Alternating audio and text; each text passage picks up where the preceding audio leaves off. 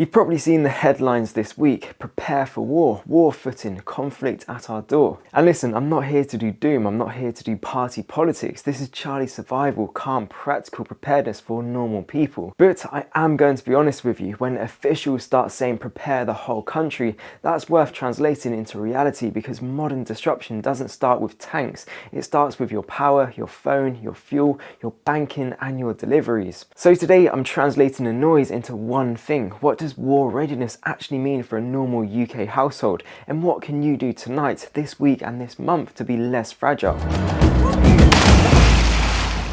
Welcome to Charlie Survival. If you'd rather be the calm one when things go strange, hit subscribe, because you do not want to build this stuff under pressure. And drop me a comment as you're watching. If delivery stopped for just 1 week, what runs out first in your home? Power, water, meds, fuel or food? Be honest, that answer shows you your weak point. So here's what's actually been said. The Armed Forces Minister Al Khan said the UK is rapidly developing plans to prepare the whole country for the possible outbreak of war, and he specifically highlighted the role civilians would have to play. And the Ministry of Defence has just announced a new military intelligence services structure, part of an overhaul in how defence gathers and shares intelligence. Then NATO Secretary General Mark Rutte warned allies to prepare for the kind of conflict our grandparents endured, and he's talked about the idea Russia could be ready to threaten NATO within years if deterrence fails. So whatever you think of the messaging, here's the survival translation. Modern conflict and major disruption hits infrastructure first. Power, communications, fuel, deliveries, banking, information. And if disruption hit tomorrow, most people wouldn't fail because they lack courage. They'd fail because they lack three boring things. And the first one isn't food. Let's get into it. What war readiness looks like for you. When people hear war, they picture bombs and battles, but the more realistic UK experience, if we're talking national disruption, is a stack of smaller problems arriving fast. Short power interruptions, mobile and internet issues, fuel queues, shortages of specific items, card payments going patchy, rumours spreading faster than facts, local services stretched. Your home runs on invisible systems. When those systems wobble even briefly, most households feel it within hours. Preparedness isn't paranoia. Preparedness is reducing reliance on perfect systems. So we're not preparing for war, we're preparing for disruption. Start with the only time frame that matters. The first 72 hours. Power, water and information. In the UK, I see the exact same two panics. Can we charge our phones, and what's actually happening? Power and information come first because they control everything else. If you can see, communicate and make clear decisions, you buy yourself time. Your 72-hour priority order is simple. A. Power. B. Water. C. Information. Then food, security and comfort. In a second, I'll show you the little shoebox stack that removes 80% of panic, but first the mistake that ruins people. The number one mistake: buying kit, not building systems. Buying random gear feels productive, but kit without a plan is just shopping. A system is where it lives, who can use it, how you rotate it, and what you do when it runs out. A torch somewhere in a drawer is not a system. A torch by the door with batteries taped to it that everyone can find in the dark, that's a system. So here's the calm plan. The calm 10-step UK disruption plan. Step 1. Light and charging, the shoebox stack. If power went off at 7 PM, how long until your house feels stressful? Start with layers. A head torch per person, because hands-free is king. A lantern for one main room. Spare batteries labelled. A 20,000 milliamp power bank plus the cable you actually use. Car charger. An optional small solar panel for daylight top-ups. Now the secret. Test it. Once a month, plug your phone into the power bank, turn the lantern on, check the battery drawer. Do one lights off drill, turn the lights off for 60 seconds and see what you naturally reach for. If you can't grab light instantly, move it. If cables are missing, bundle spares. Then add a warm sleep layer, because UK homes get cold fast when heating stops.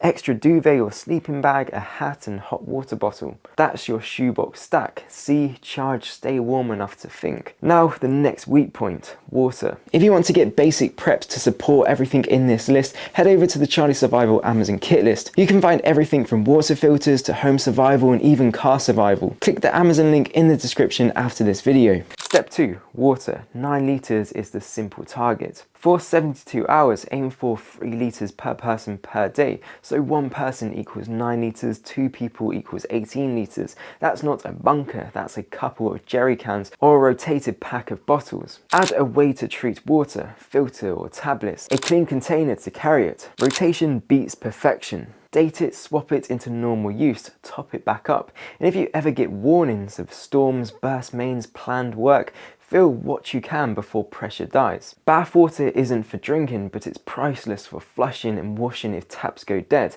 Step 3. Information. Don't lose the signal. Every crisis has the same soundtrack. I heard, my mate said, someone posted, and the scarier it sounds, the faster it travels. Your goal is simple: facts, then rumours.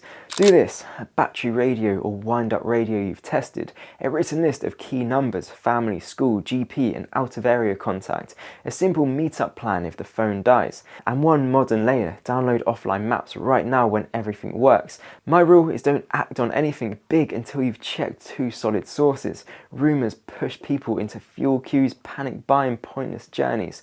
Calm facts keep you warm, home and in control. Step 4. Food. No cook days beats big stores. Most people overcomplicate food. Start with a no cook day box, something you can eat if cooking is a pain. Ready to eat tins plus a can opener, oats and long life milk, peanut butter, jam, whatever protein works for you, tinned fish, beans, meat. Snacks in tea and coffee, morale matters. Baby wipes because hygiene collapses fast.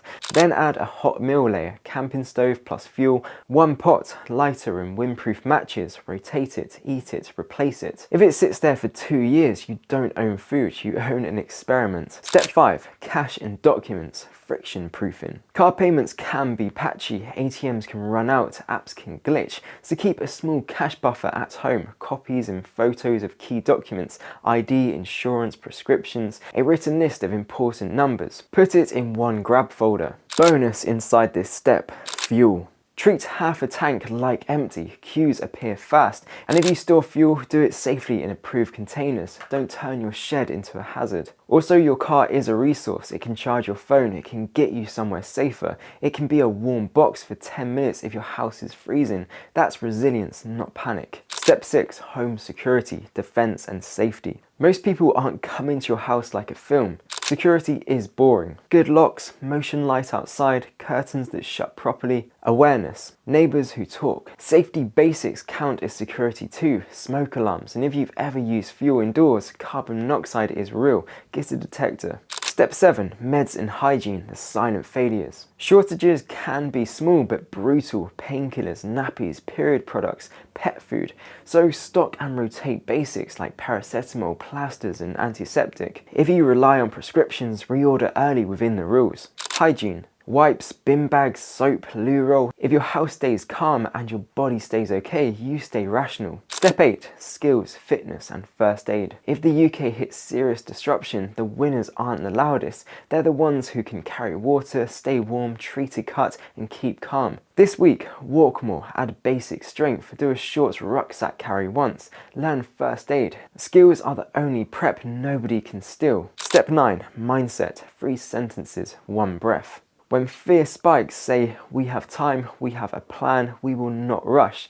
Then 1 breath, in for 4, out for 6. Thinking beats gear. Step 10. Community, 1 message today. Send this today. If anything kicks off, storms, outages, whatever, are you alright and do you have water, light and a way to cook? The UK usually doesn't collapse in one moment. It frays when people isolate, panic and stop cooperating. Resolution, bringing it together. So, the Calm 10, light and charging stack, 9 litres per person for 72 hours. Radio plus written contacts plus offline maps. No cook days plus simple stove. Cash plus documents. Deterrence and stay safe at home. Meds and hygiene. Fitness and first aid. 3 mental rules plus 1 breath. 1 neighbour message, and the 3 boring things most people lack: power, water, information. Fix those first and you become hard to shake no matter what the headlines say. If this helped, hit like so YouTube actually shows it to more people in the UK, because these are the exact videos people start searching after something goes wrong. Make sure you're subscribed because I'm going deeper on each step: blackout kits, water in the UK, winter car kits, radios, all of it. And if you want the exact kit I'm talking about, head down to the description and check check out the Charlie Survival Amazon kit list. It's UK specific gear that actually makes sense on this island. Head torches, power banks, radios, vehicle kit bits, it's all in one place. Now don't skip the comments, it tells me what to make next. If delivery stopped for 1 week, what runs out first in your home? Power, water, meds, fuel or food? And your next step is the video on screen. 15 critical items on your 2026 UK Prepper checklist, because everything we just said becomes real when the lights go out. Click it and I'll see you over there.